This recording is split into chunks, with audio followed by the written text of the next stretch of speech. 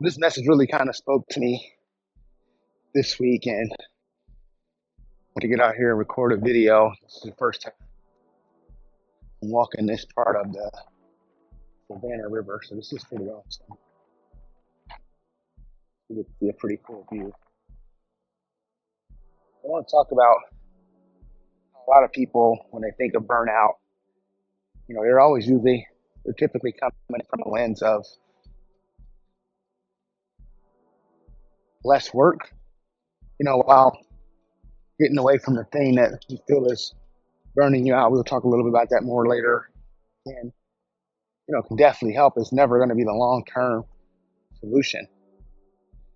For me, when I think about burnout, it's my interpretation of it is it's literally that your light has went out, and it's your light for that thing has went out. And if you're continuously trying to get back to that thing without really realizing what's causing it, it can be a really challenging situation to overcome. And so, while yes, a little bit less work, maybe does help a little bit, that short-term motivation after a break doesn't always equate to relighting that spark. One of the ways that I like to think about burnout, and for me, which has been a little bit more healthy of a way to think about it, is to, instead of focusing on the less work, is the type of work. And what I've often found is like it's a really good indicator that you're being underutilized or you're doing work that doesn't call to your spirit. And that's very powerful when you think about it, because it puts you back in control. And I think from there, that always kind of allowed me to help people focus in a couple different areas, and like how to really get true motivation, how to really get that light back. If you find yourself in a situation where you just can't pack up and leave, and trust me, I definitely appreciate that's not everybody's situation for a variety of different reasons, but at the end of the day, you're the only one that can still make that choice.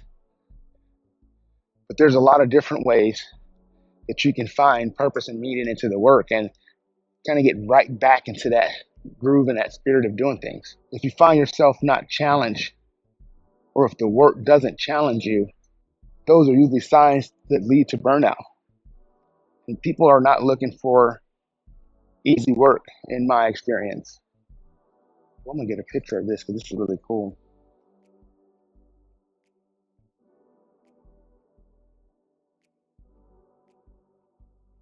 If you're doing work that doesn't challenge you, it will actually drain you a lot faster than you think. And I find that that's usually 99% of the people that I talk to that say that they feel burnt out. Is that when we really start to double click on it, is that the work that they're doing is not fulfilling, it's not filling their cup. I remember I had a team member a few years back, several years back at this point, and I noticed that they were not as excited as they once were about the work. And that's where curiosity as a leader is really important. But anyway, I noticed that they were not as excited about the work as they once were. And I scheduled some time for us to go on a walk, and we started to really double click and understand. It was kind of two things getting in the way. One, the way they were looking at the work. And the second one, there was this deep burning that they were meant to be doing something more. And when you're coming at it from that position, it's really hard to get back to a place of positivity or get that light back on. And what I challenge this individual to do is we kind of went back to like what got them with us. Like, why do they want to work there so bad? Like, this is their dream job, and within a short amount of time, they seem to have lost the passion. And from there, we stopped focusing on what he didn't have and feeling like that he couldn't move forward for whatever reason, or they couldn't move forward for whatever reason. But instead, who started focusing on how to be his authentic self and show up the way that they used to do. And this person just really enjoyed connecting with people, and they were getting caught up in the thing, not the reason they were here. And I always told my teams, like, depending on how you approach it, we're either really excited for everybody who walks through our front door, or we look at it as like everybody who walks through the front door is work. And I'm usually listening for people who are excited about meeting new people who walk through the front door, because that means they can do a great job making a very welcoming experience for my customer. But if it's kind of approached from a way where this is everybody who walks through the doors work, people can feel that energy, and you will burn out really, really quick because it's the same thing over and over. I say my job is typically the same. I do the same thing every day. And I think that's kind of how I looked at it. If I really dumbed it down to that, it would drive me nuts. But there's a person and a story and a unique story behind everybody I get to connect with and everybody I meet that I find that's really refreshing and powerful. And I get really excited when I get to meet new people. It's a really beautiful day today.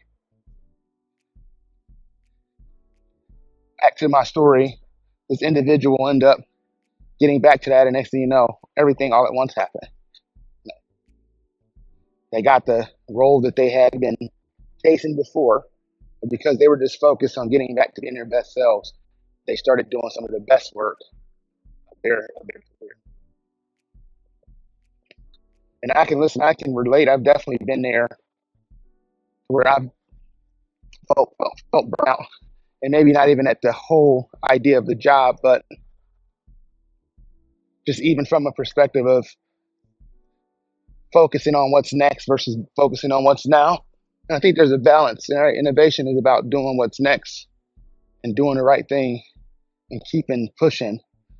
But when you're doing it from a place of not having something, that's when it can become very toxic and very not healthy for an individual to kind of stay stuck in those places. And one of the things that helped me break out of burnout when I had hit that point was really thinking about how do I get back to a place of gratitude? Because I think all good things, that is, come from a place of gratitude.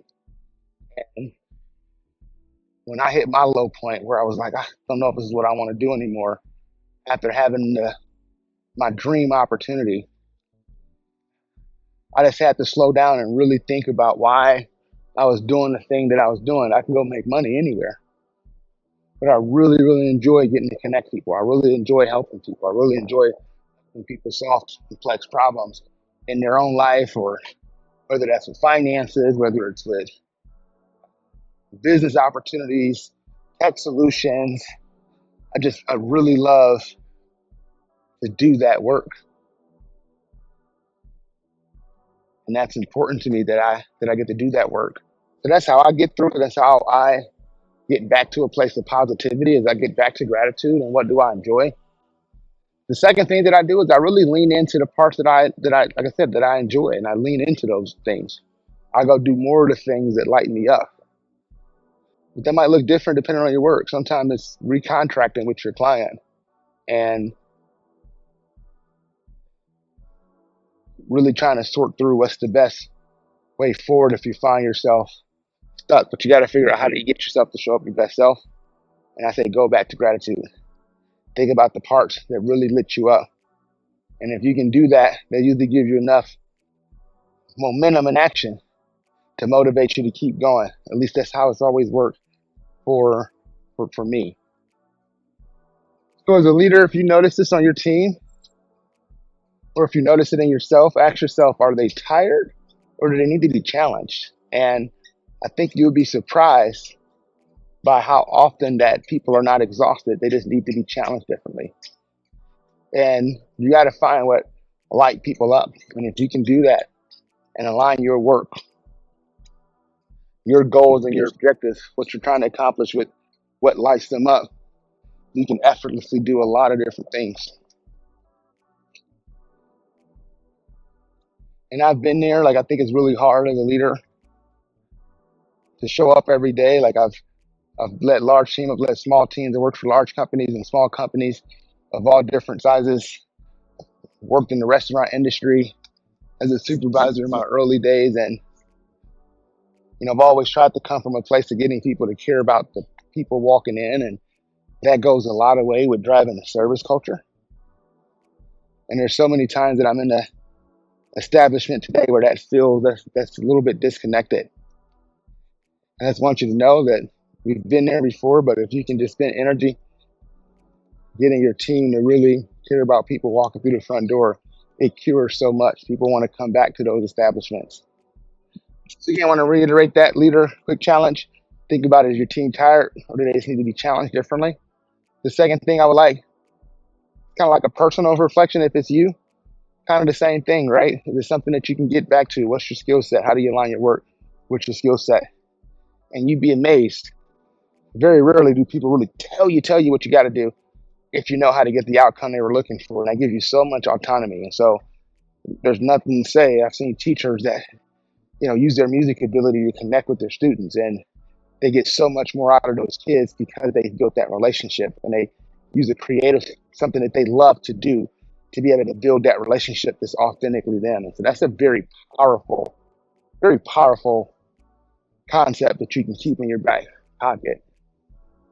So my challenge to you, my friends, if this video resonates with you, if you find yourself stuck, find one thing that excites you and lean into it. It doesn't have to be even at your work, just something that lights you up. It could be a craft, it could be something art, music, something that's your inner child, something that people have told you was for kids and you let go. Like, what's that thing that would really light you up? And I want you to go lean into that. Have a little fun. And you'll be amazed on what that can do for breaking out of your burnout and starting to get unstuck and getting back excited. And when you're excited, great things happen, right? The opportunities that you want and think about are going to open up because you're not doing it from a place of lack. You're just doing it out of the genuineness of your heart and being a good person. And when that stuff happens, the universe gives good stuff back. So awesome, y'all. Well, thank y'all for clicking on another video. This is Jimmy. I will see you all soon.